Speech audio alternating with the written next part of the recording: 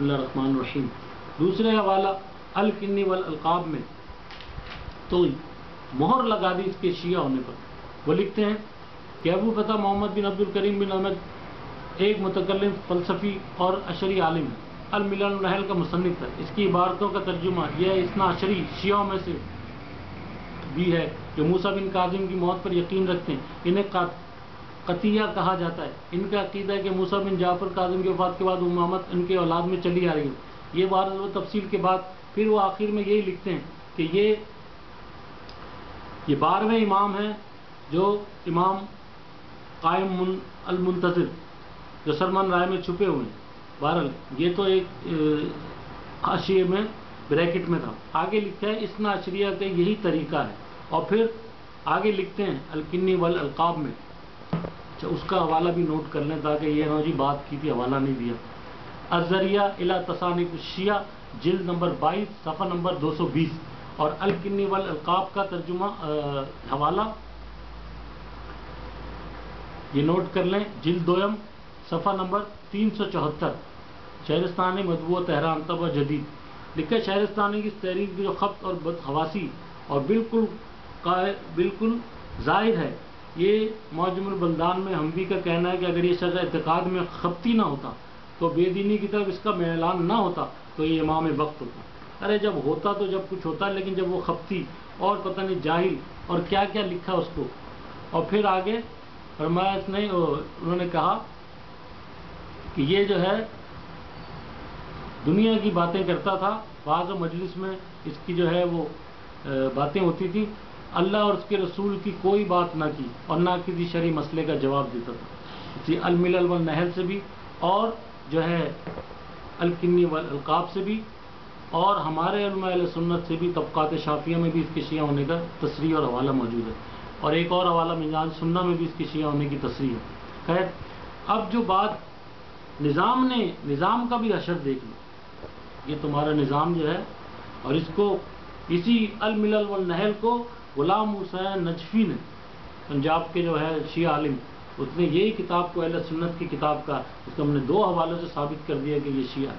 اور پھر اس نے الملل والنحل میں یہ پوری عبارت نقل نہیں کی کہ وہ اس کے نظام کے عقائد اور نظریات بتا رہے الملل والنحل والا.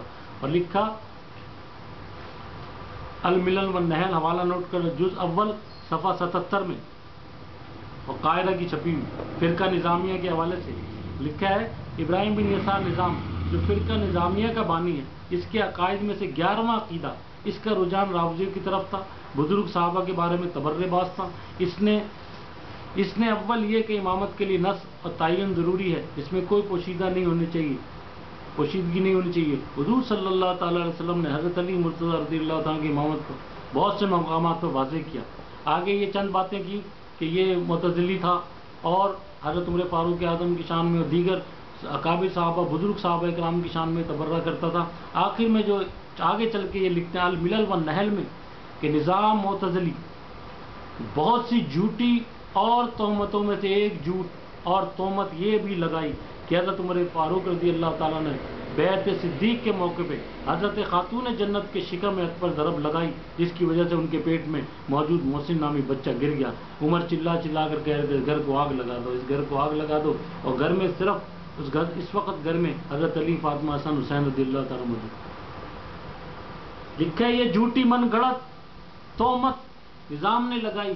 اور نظام کے مزید حوالے دیکھیں نظام کی حقیقت ہی وہ کر لیں آگے آج اس بات کو وہ ہو جائے گا کہ نظام جو ہے وہ کیا ہے. نظام کے متعلق جو ہے اور اس میں یہ بھی لکھا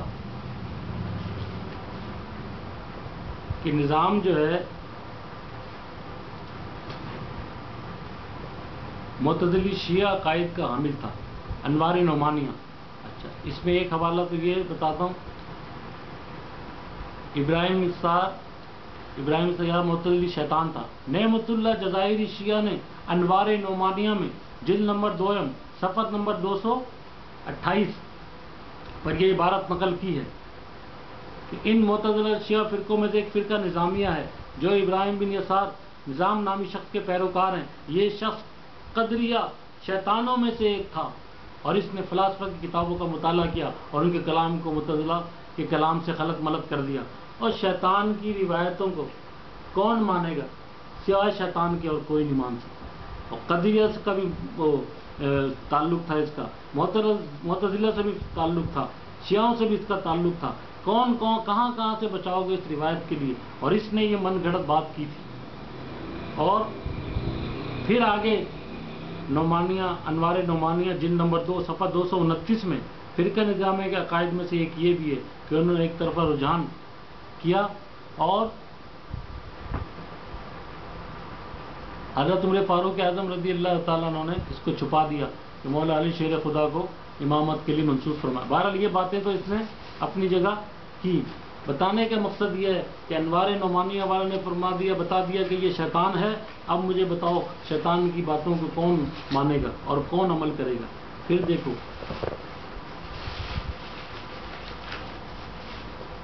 یہ جو روایت ہے جس پہ یہ جو بھی روایت ہے ابھی تک وہ تو پیش بھی نہیں کر رہے, ہم نے تو ان سے کہا پیش کر دو.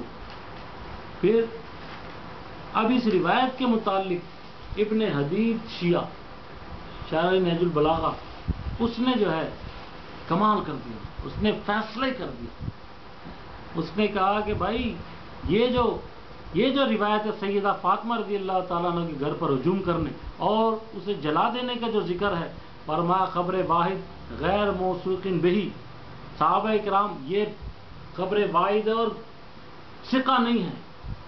صحابہ کرام کی شان میں تنقیص کے بارے میں ایسی روایت مردود ہے, بلکہ ایسی روایت سے تو کسی عام مسلمان کی تنقید بھی نہیں ہو سکتی جس کی عدالت ظاہر ہو.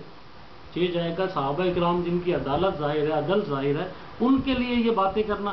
اور میں یہ آج تو فیصلہ ہو گیا, اب کون سی ثقہ راوی لاؤ گے؟ پہلے ابن حدید کے متعلق جا کے پوچھو اور اس سے پوچھو کہ کیا کرنا ہے.